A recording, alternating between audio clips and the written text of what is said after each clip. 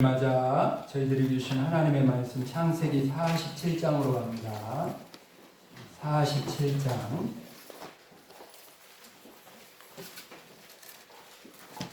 두 부분으로 나눠서 47장 7절 이하 12절 말씀과 마지막 부분 27절 이하 31절 말씀 이 말씀은 하나님의 말씀입니다. 이 말씀을 하나님의 말씀으로 받겠습니다. 아멘. 우리 시간 임마누엘 찬양대 찬양으로 아멘. 우리 앞뒤 좌우로 한번 인사하십시다. 잘 오셨습니다. 잘 오셨습니다. 반갑습니다. 반갑습니다. 사랑합니다. 사랑합니다. 축복합니다. 축복합니다. 우리 또 어버이 주일이고 그러잖아요. 우리 마음을 담아서 서로를 이렇게 저도 이렇게 합니다.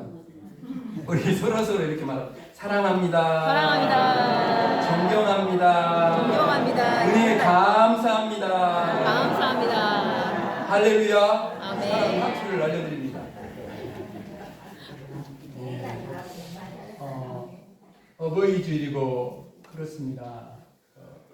여전도에서 이렇게 보니까 크게 이렇게 반찬을 수제로 수제 반찬 정성을 다해서 크게 이렇게 반찬도 잘 준비했고 또 여러분이 들어오시다가 이렇게 이쁜 카네이션 받았죠? 저도 넥타이를 카네이션으로 한번 해봤어요. 네. 받으셨죠? 아직 안 받았어요. 아직 안 받았어요. 나갈 때 받으신가? 네네. 아 그래요? 그것도 수제입니다.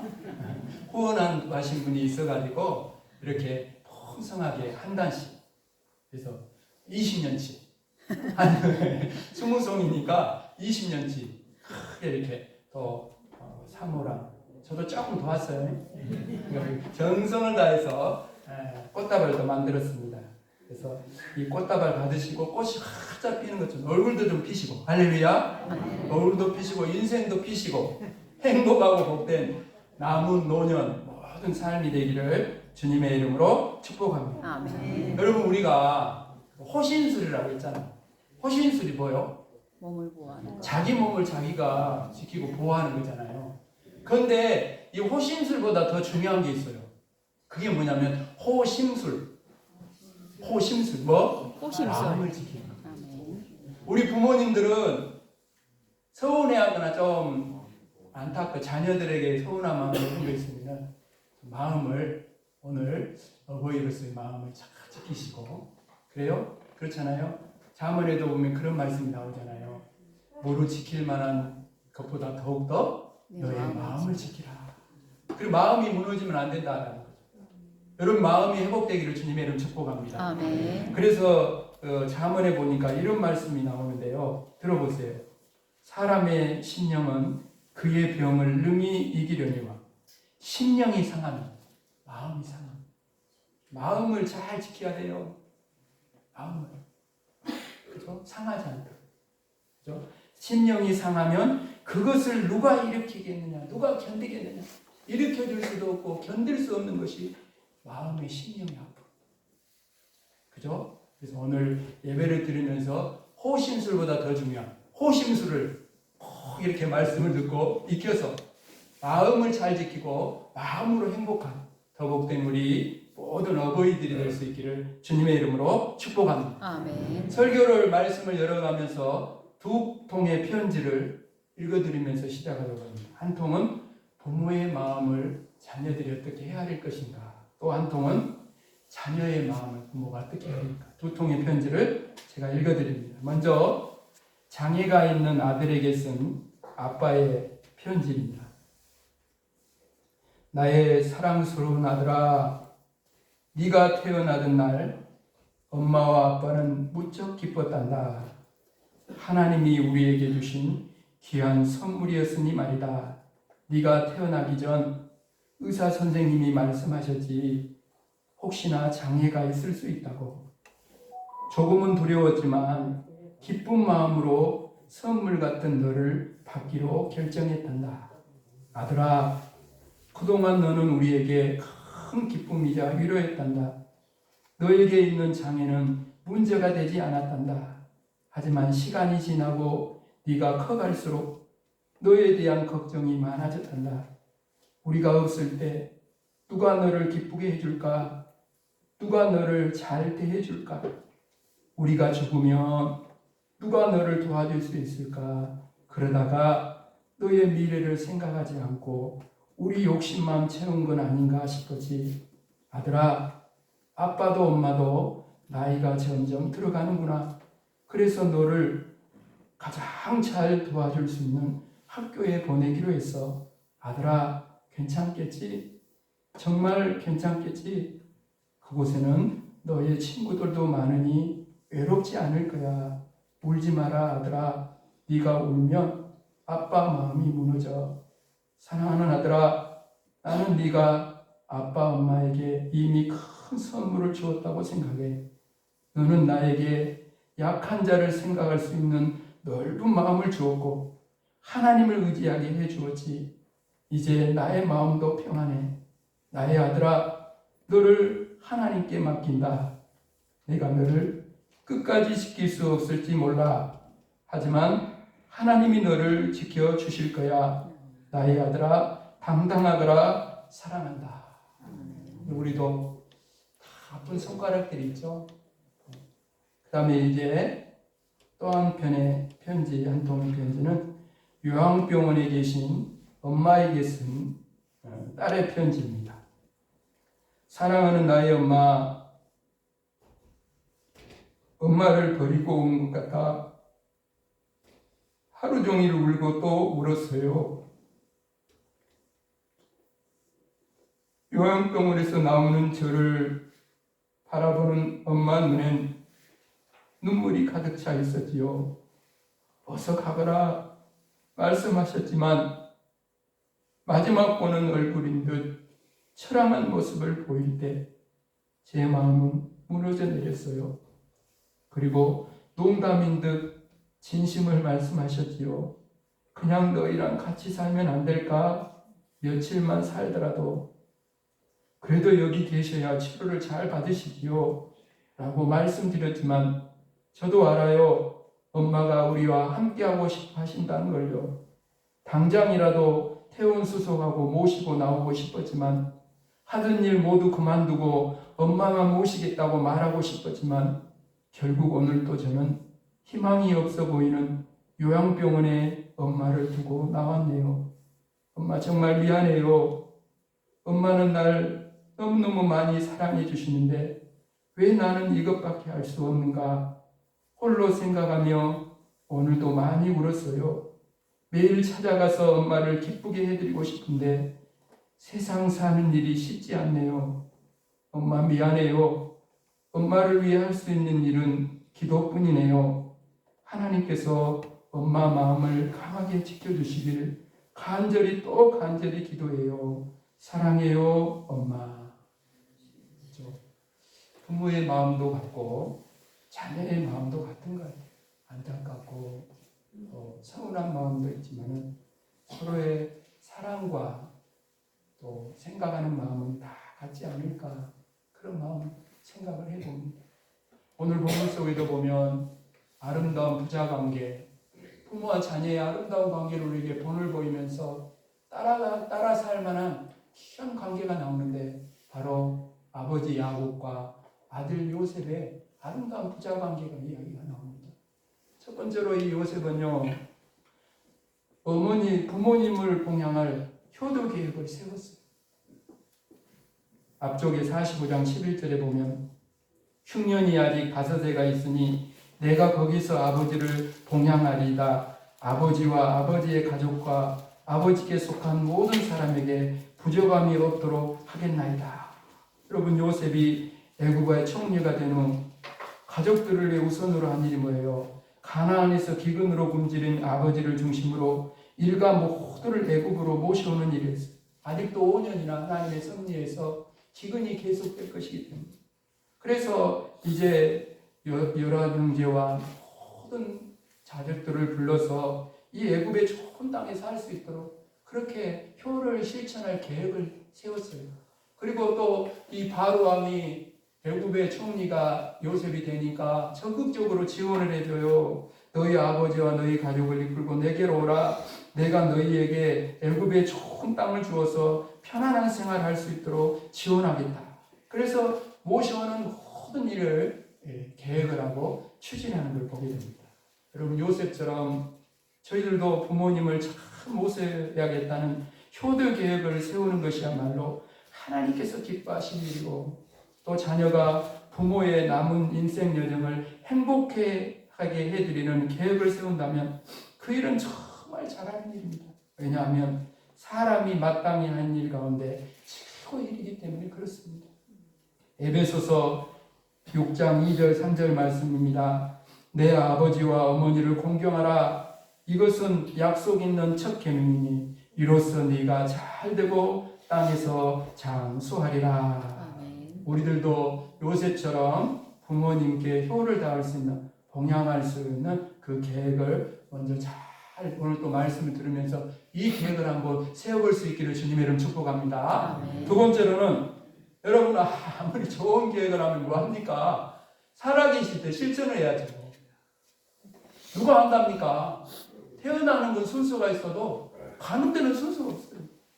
지금 살아계실 때 효를 했으면 실천해. 요셉이 실천했어요. 11절에 이렇게 봉양하겠다, 모셔오겠다, 효를 실천하겠다 이렇게 계획을 세운 다음에 오늘 본문 12절에 보면 아버지에게 그 모든 것들을 실천합니다. 12절 보세요. 또 그의 아버지와 그의 형들과 그의 아버지의 온 집의 식구를 따라 먹을 것을 주어 봉양하였더라. 그러죠? 육신에 필요한 노후에 육신에 필요한 것들을 다 요셉은 아버지 야곱을 위해 채워드렸어요. 또한 아버지의 노후가 외롭지 않도록 보살펴드렸어요. 아버지 야곱은 젊은 시절부터 지금 인생이 147세 끝날 때까지 파란만장한 삶을 살았어요. 오늘 바로 앞에서 9절 말씀에 뭐라고 고백합니까? 험악한 세월을 보냈다고 그러잖아요. 그리고 지금 야곱은 노년의 황혼길이 정말 외로움에 잠겨 있어요. 여러분, 사람은 나이가 들면 들수록요 말동무가 필요합니다. 자꾸 자녀들은 부모가 말 많으면 잔소리라 그러고 헌소리 또 온다 그러고 그런데요 안 오고 살면 어떻게 되겠어요? 뭐 벽 보고 할 거예요? 어디 보고? 어디 보면 테레비를 보고 하더만. 말할 사람이 없으니까 텔레비전을 보고 해요. 살아있는 사람처럼 말을 해요. 텔레비전에 나온 사람이. 그러고 말을 해요. 말동무가 필요해요. 그런데 이제 야곱에는 그런 말동무가 없어요. 등을 긁어줄 아내도 없어요. 떠났거든요. 그런데 이런 것들을 잘 알고 있는, 그래서 요셉은 이런 아버지의 마음을 잘 해서 효도로 그런 것들을 메꿔 드렸다. 오늘 우리는 자녀로서 마땅히 요셉처럼 이 효를 실천하는 자녀들이 되어야 할 줄로 믿습니다. 아멘. 그리고 오늘 말씀 제목처럼 우리 어버이든 어버이들을 맞아 우리 어버이들은 말이요, 여러분 야곱처럼 영적인 권위로 효도를 받아야 되는 거예요. 우리 옆 사람에게 한번 이렇게 말하죠. 손을 잡고 영적 권위로 효도를 받읍시다. 효도를 받읍시다. 하라고 할 필요 없이 효도를 받으면 돼요. 여러분, 오늘 본문에 보면은요 47장만 다른 뒤쪽으로 가보면 30절에 그럽니다. 내가 조상들과 함께 눕거든 너는 나를 애굽에서 메어다가 조상의 묘지에 장사라. 요셉이 이르되 내가 아버지의 말씀대로 행하리이다 그럽니다. 여러분, 야곱은요 그 애굽의 바로왕도 축복하잖아요. 할렐루야. 아멘. 하나님 주신 영적 권위가 있는 거예요. 내가 윤석열 대통령 갖고 제가 축복하는 거예요. 왜? 하나님 주신 권위가 있으니까. 여러분 부모로서 여러분의 그 삶 속에 영적인 그런 권위가 있게 되기를 주님으로 축복합니다. 아멘. 그 하나님이 인정해 주시는 거예요. 아멘. 그래서 이 삶을 마무리해가면서 장례 절차를 47절까지 사는데 장례 절차를 마무리하면서 이 애굽에다 나를 하지 말고 가나안 땅에다가 나를 꼭 조상의 멸장. 왜냐하면 조상 대대로 가나안 땅이 하나님이 언약한 땅 아닙니까? 하나님이 약속한 땅이 가나안 땅이에요. 거기 묻혀달라는 것은 그 아버지 하나님이 나의 하나님이요, 너도 내 뒤를 따라서 그 하나님이 너의 하나님이 되어서 가나안 땅은 저와 여러분에게 어디입니까? 영원히 아버지 집에 거할 천국인 줄로 믿습니다. 아멘. 아버지로서 영적 권위를 가지고 아들 요셉에게 정말 어째요? 이 가나안 땅에 이르도록 천국에 이르도록 영적인 권위로 그 자녀를 잘 인도했다라는 5월은 여러분 자녀들에게 아름다운 만남의 법을 주옵소서. 5월 주제입니다. 여러분 야곱이 만난 하나님을 요셉이 만날 수 있도록 해줬잖아요. 저와 여러분도 여러분이 부모로서 만난 하나님을 여러분의 영적 권위를 가지고 축복해주고 그 하나님을 내가 죽은 다음에도 그 하나님을 자녀들이 섬기고 내가 천국에 가 있더라도 그 자녀들도 하나님을 잘 섬기고 천국에 만날 수 있는 그 영적 권위를 잘해서 정말 효를 받을 수 있는 저와 여러분이 되기를 주님의 이름 축복합니다. 아멘. 사랑하는 여러분, 우리가 명절 때면은 다 자녀들이 오고 그러면 여러분 어떻게 합니까? 어떻게 해요? 그때 자녀들을 모아놓고 함께 예배를 드립니까? 예배는 못 드리더라도 간단하게라도 성경을 읽고 자녀들에게 믿음으로 고면합니까? 필요하면 책망도 해요? 자녀가 믿음의 길을 자꾸 이탈할 때 믿음으로 고면한다면 얼마나 귀한 일입니까? 그런데도 그런 고면은 전혀 하지 못하고 계신다면 그러면 여러분 영적 권위가 무너진 증거로 깨달아야 돼요. 지난주에 함께 나눈 말씀처럼 하나님의 이름으로 손을 들어 축복해주는 부모와 그 영적 권위 앞에 순종하는 자녀라면 하나님께서 복 주실 부모와 자녀의 아름다운 관계 아닙니까? 아멘. 요셉은 아버지 야곱으로부터 이 유언을 믿음으로 잘 받들어서 순종합니다. 영적 권위를 온전히 여러분 받아들였어요. 그러니까 야곱은 영적 권위로 효도를 받은 거예요. 저와 여러분에게 삶 속에도 부모와 자녀로서의 아름다운 일은 효가 이루어질 수 있기를 주님의 이름으로 축복합니다. 아멘. 말씀을 마무리해가면서 황새라는 새가 있잖아요. 황새. 근데 다른 새하고 다른 몇 가지 특별한 특징이 황새에게는 있어요. 먼저는 뭐냐면 황새는 한 번 짝을 맺으면 평생 자신의 짝을 보살피는 독특한 새. 이렇게 부배가 아주 특별해요. 그리고 그 다음에 이 황새는 자녀 사랑이 또 특별해요. 대부분의 새는 수컷과 암컷이 번갈아가며 먹이를 물어와요. 그런데 황새는 먹이를 하나씩 물어오지 않고요. 다량의 먹이를 이 뱃속에다 저장을 해요. 품어요. 그리고 둥지로 돌아와서는 목에 힘을 줘서 연신 그 먹이를 내서 새끼들을 건강하게 자라도록 먹이는데요. 한 새끼도 건강하지 않은 새끼가 없도록 하나하나 일일이 한 5명 되면 개똥이, 소똥이, 말똥이 이렇게 차례대로 잘 기른단 말이에요. 그렇게 자녀들을 잘 이렇게 사랑으로 보살핀다는 거예요. 또 하나는 뭐냐면 이 황새들이요 효도하는 특징이 있어요. 효도하는. 여러분 다 자라서 이제 성체가 된 이 새끼 황새들은 자유롭게 이제 둥지를 떠나서 홀로 날아갈 수 있지만 나이가 들어 병든 부모 황새를 위해서요 먹이를요 물어다 주고 그 다음에 자신의 날개로 세약한 부모를 정성스럽게 보호해요. 보세요 여러분. 부모는 자녀를 사랑하고 자녀는 부모님께 효를 다하는 것 한낱 미물도 깨닫고 지키는 자연의 섭리와도 같은 거예요. 너무너무 마땅한 일이다라는 거죠. 그런데 이 황새와 새끼들 속에서 부모와 자녀들 속에서 공통된 건 뭐냐면 희생이 있어야 합니다. 희생. 그래서 부모 사랑, 자녀 효도 모두 희생을 바탕으로 세워진 귀한 자연의 섭리일 뿐 아니라 하나님이 우리에게 베푸신 놀라운 섭리인 줄로 믿습니다. 아멘. 사랑하는 여러분, 복의 통로를 불효가 맡고 있지는 않습니까? 그러면 효도로 뚫어야 돼요. 자녀로서 여러분 마음의 효를 다합시다. 마음을 편하게 해드린 만큼 큰 효도는 없어요. 그 다음에 정성의 효를 다합시다. 대답이나 인사나 설명 이런 것을 귀찮아하지 말고 잘 해드리고 여러분 잘 해드리고 불경의 언어를 삼가하시죠. 꼭 부탁을 드립니다. 그리고 물질의 효를 다합시다. 용돈 드리는 일을 내 삶의 한 부분으로 여겨야 돼요. 본전은 갚아야 할 거 아니에요. 이자는 그렇다 치고 본전도 안 갚던 자녀들이 많아요. 본전은 갚아야지. 그리고 남은 것으로 하는 것이 아님을 기억하십시오. 정성을 다해서 여러분 용돈을 드려야 돼요. 그리고 삶의 효를 다합시다. 자녀들이 건강하고 화목하게 잘 사는 만큼 부모에게 큰 효도는 없는 줄로 믿습니다. 아멘. 그리고 이제 부모로서는 오늘 야곱과 요셉의 관계처럼 영적 권위로 꼭 효도를 받으시기 바랍니다. 아멘.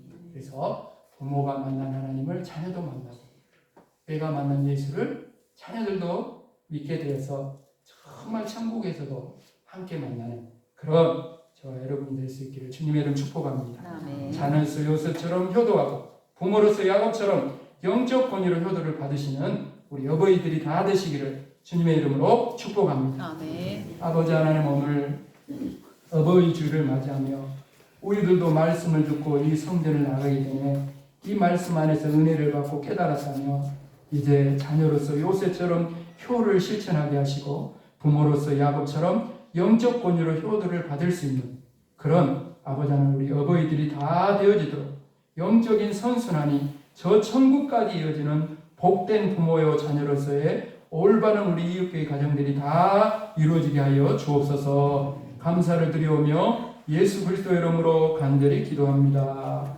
아멘.